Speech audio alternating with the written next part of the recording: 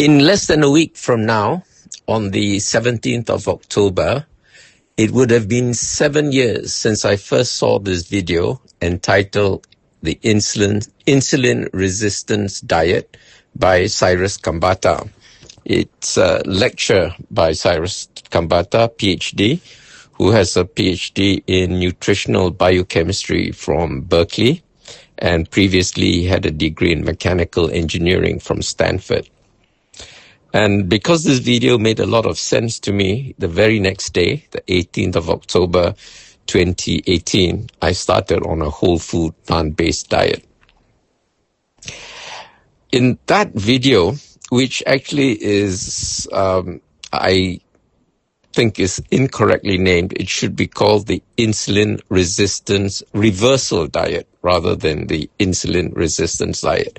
It's a diet that doesn't cause insulin resistance, but reverses it. So that was an error, I think, that needs to be corrected. I've also since discovered that Cyrus has oversimplified the analogy. He makes us think of the cell as a house, the insulin receptor site as a keyhole, and insulin as a key that unlocks the keyhole to open the glucose gateway into the cell. The error he makes, or is slightly misleading, is that he presents intramyocellular lipids, which is a form of ectopic fat, as an antagonist that jams up the keyhole, preventing insulin to bind with the receptor site, meaning the key to unlock the keyhole. Well, the truth is a little bit more complex, nuanced, and complicated. The truth is, intramyocellular lipids work further down the line. Okay, so it doesn't act as an antagonist. Insulin does bind with the insulin receptor site. However, despite binding with the receptor site, it's unable to unlock the door for very complicated biochemical reasons. Okay, so the analogy holds so far, but in general, he is correct in saying that intramyocellular lipids is the culprit, as well as its metabolites. The whole problem is a lipotoxicity issue. Anyway, without getting into details of that, I've made a separate. I wrote a separate essay about that.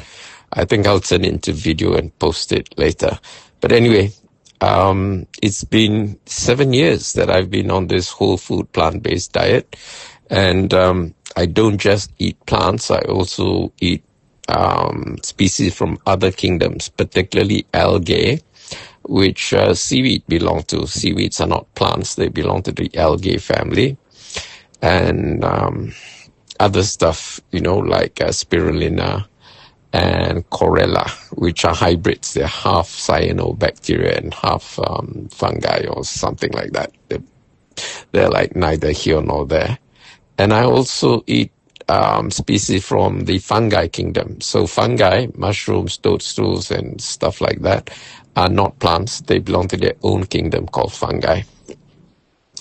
And there are very few animal species that I eat. Okay, one group that I do eat for the omega-3 fatty acids, the omega-3 polyunsaturated fatty acids, there are 3 of them.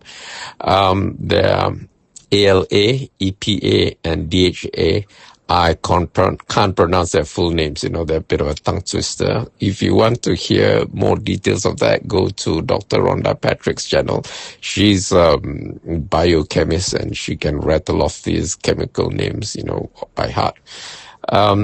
Anyway, ALA and EPA are produced in the plant kingdom primarily by flax, chia, walnuts, and DHA is produced mostly by chlorella, spirulina, and seaweed.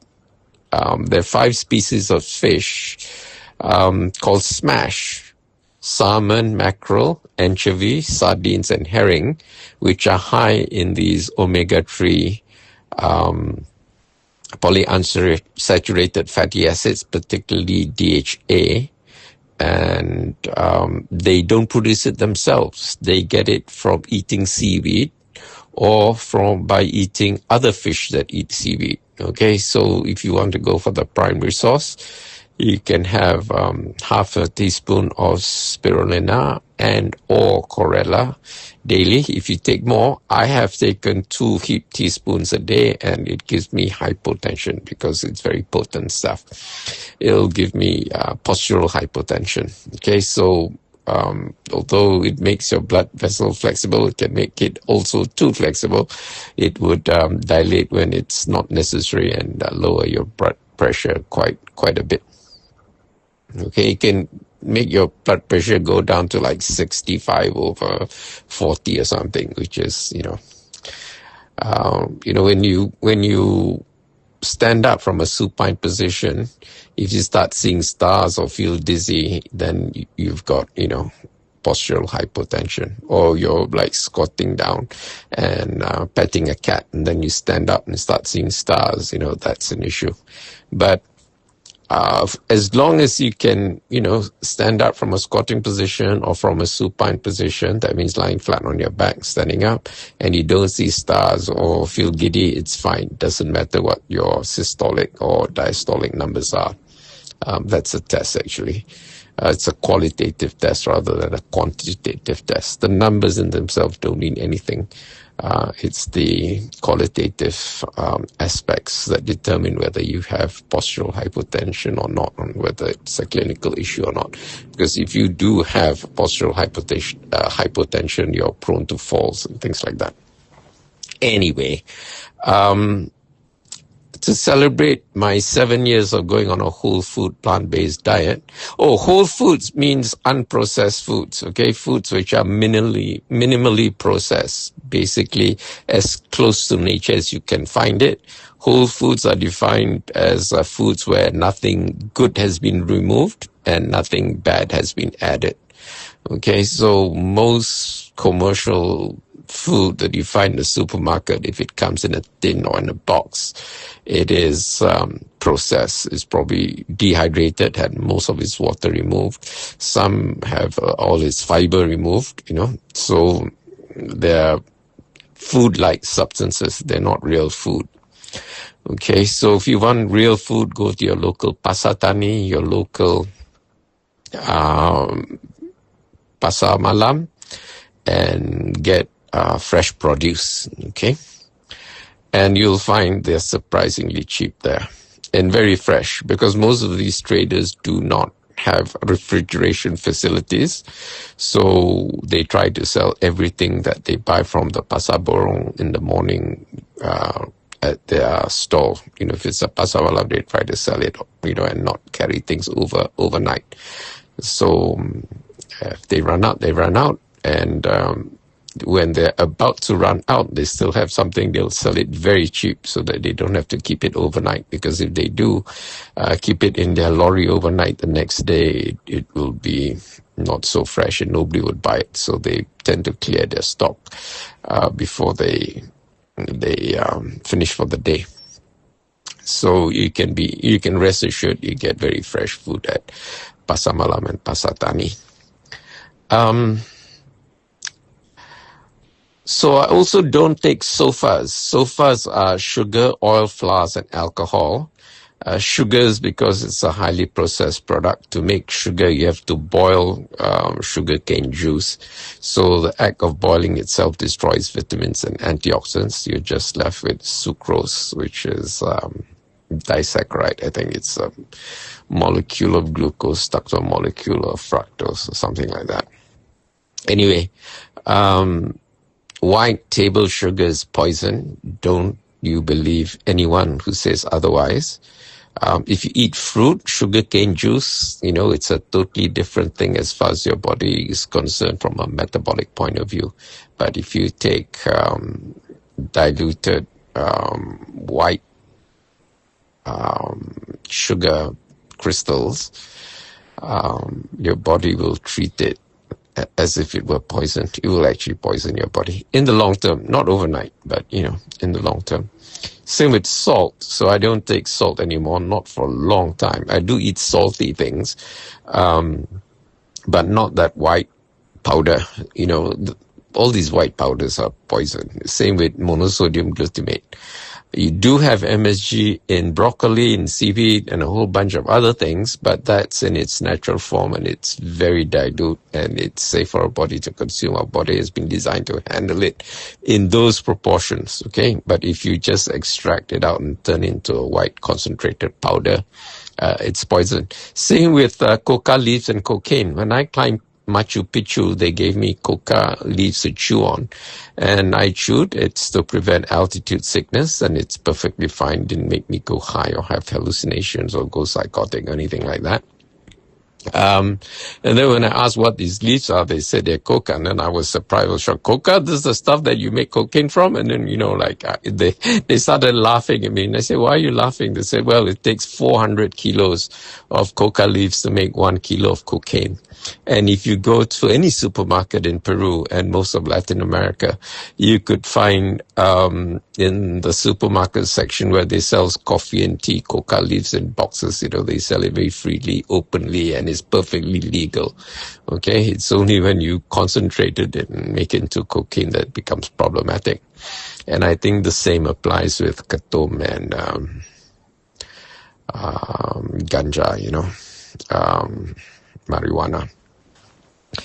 Anyway, the Swiss physician Paracelsus said long time ago, everything is poison. It's only a matter of dose. And he introduced the concept of a therapeutic window. So the idea is everything is poison, even if it's water, the most essential nutrient, there's this story about the number 3. 3 minutes without oxygen, you're dead. 3 days without water, you're dead. 3 weeks without food, you're dead. So water is very essential. 3 days without it, you're dead. But if you try and drink 11 liters of water at one go, you'd be dead too. Your blood in your body is about 11 liters. So if you drink 11 liters of water at one go, that's about 3.5 gallons. You'd dilute your water by half. Your electrolyte percentage would go very low. You'd get convulsions, muscle spasm, headaches, vomiting, diarrhea, a whole bunch of other things, and it'll be a very slow, painful death for you. So everything, even the most essential nutrient, is poison if it's in excessive amounts. So the idea is to get its sweet spot. There are also things which are poison, which are not beneficial at any dose, even in parts per million. Things like aluminium, cyanide, copper is also a two-edged sword. We need it in very small amounts, but if you exceed that in a very small amount, you can get over-methylation, and you can get bipolar disorders and schizophrenia and stuff like that. So copper is problematic. Aluminium is strange. It's an element that the body does not require at all.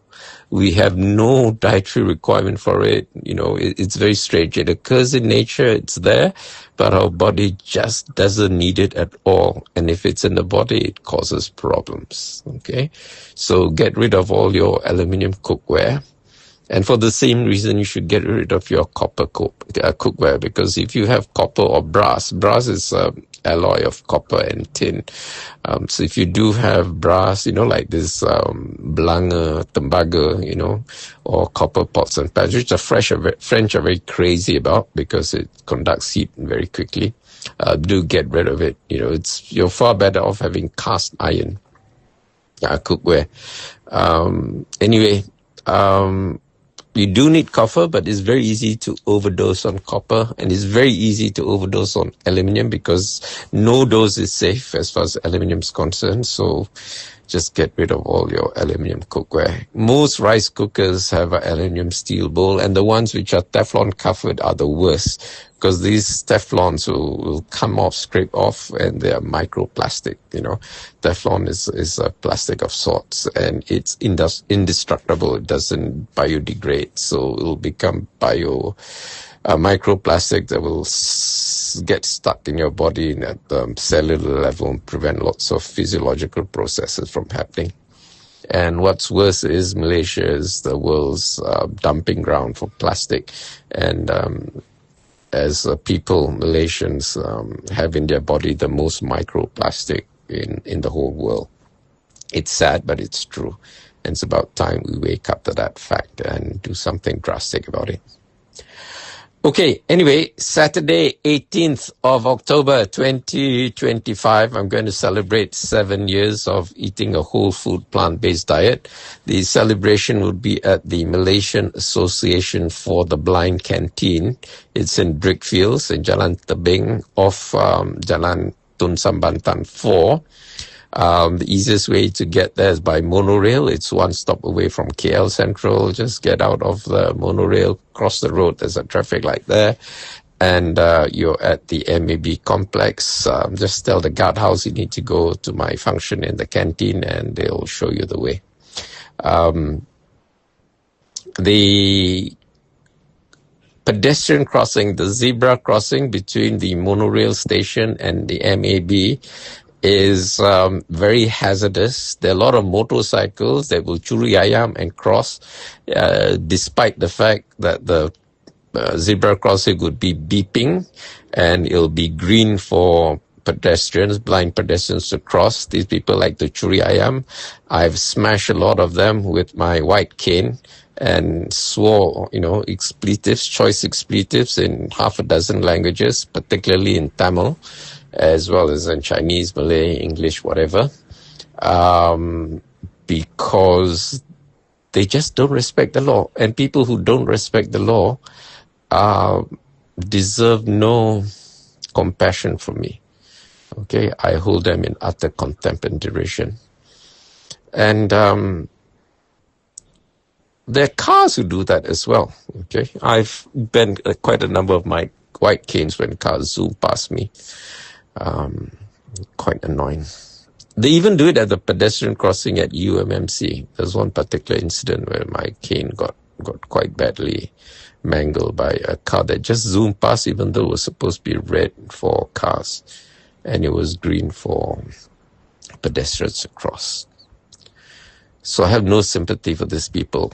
I mean, I wish if I were autocratic dictator, I'd put them against a firing squad and be shot because they don't deserve any progeny, I mean, we don't want children of stupid people to be born because they're most likely to be equally stupid or disrespectful for the law, because I think respect for the law is inherited from parental behavior.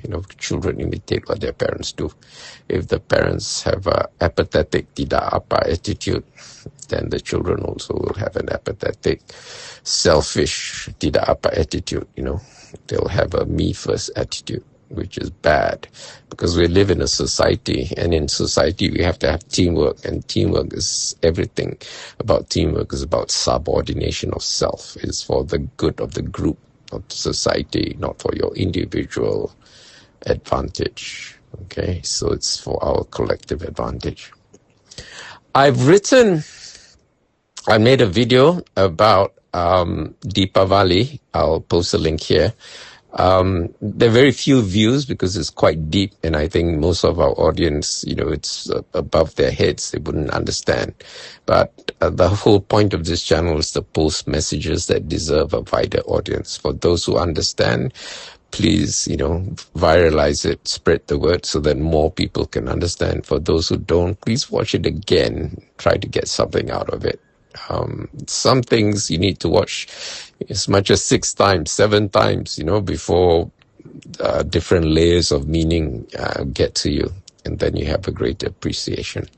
Just like when I watched Cyrus Kambata's video the first time, the impression I got was that intramyocellular lipids was an antagonist to insulin, but it's not. It actually works in a slightly different way.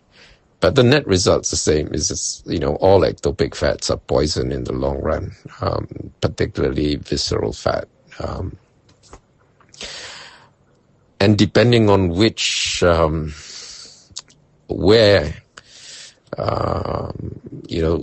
where the intramyocellular binds at which particular gland or organ, it will manifest as different diseases, most commonly as chronic kidney disease, but also cardiovascular disease, and also dementia. In fact, dementia is now known in some circles as type 3 diabetes, okay? When cells are deprived of glucose, they're starved of fuel, so they atrophy and die. And when the cells in that particular organ dies, then the organ fails. And when the organ fails, you have a problem with that organ. Okay, so if you're free on Saturday, 12 to 2:30, do drop by the MAB Canteen. Invitations by, donation. If you donate 50 ringgit or above, you can drop by. You can donate by scanning the QR code. I'll provide a link in this video, or you can pay when you come. I'll have a curated menu, but the curated menu is only for the first 8 people to come. And if you come after the first 8 person, or don't pay before so that I can book, get the catering to provide for you, you have to order something else from the canteen menu, okay? Kashikin is quite accommodating. She will cook something up for you. Either nasi lemak or nasi goreng or mee goreng or whatever. But the menu for the first 8 people would be curated by me, and it will be a whole food, plant-based menu. It'll be nasi ulam, actually. Okay, that's it for today. I know this is a long video, but I just want to get the message out there. See you next time. Bye. Why WFPB? Doctors for Nutrition. WFPB stands for Whole Food, Plant-Based, a diet and lifestyle focused on plant-derived foods that are unprocessed or minimally processed, while minimizing or excluding animal products and highly refined ingredients. The diet emphasizes fruits, vegetables, whole grains, legumes, nuts, and seeds, while avoiding added sugars, refined flours, and oils. The core principle is to eat foods in their natural state or close to it, rather than highly processed imitation products. Key principles: whole foods, foods that are in their natural, unrefined state or have undergone minimal processing, like canned beans or frozen vegetables. Plant-based, foods that come exclusively from plants, excluding meat, dairy, eggs, and honey. Minimal processing, a focus on foods that are as close to nature as possible, avoiding ingredients that are heavily refined, such as white flour, white rice, and added oils. Nutrient dense, prioritizing foods rich in fiber, vitamins, and minerals to meet nutritional needs.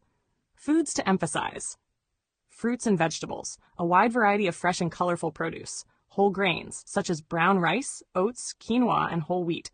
Legumes, beans, lentils, chickpeas, and peas. Nuts and seeds, almonds, walnuts, chia seeds, and flax seeds. Foods to limit or avoid processed foods, any food that has been heavily altered from its natural state. Animal products, meat, dairy, and eggs. Refined grains, white flour, white rice, and pasta made from refined flour. Added sugars and artificial sweeteners, including high fructose corn syrup and confectioner's sugar.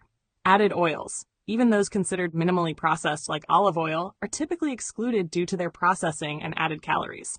WFPB versus vegan diet.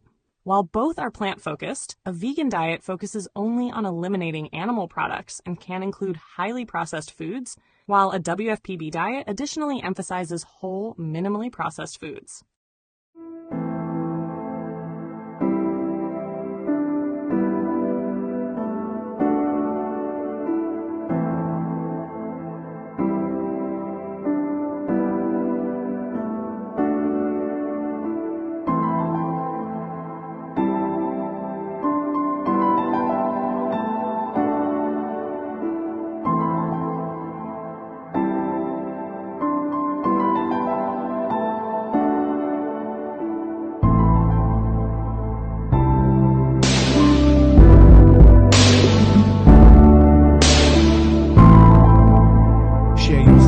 In the comments below.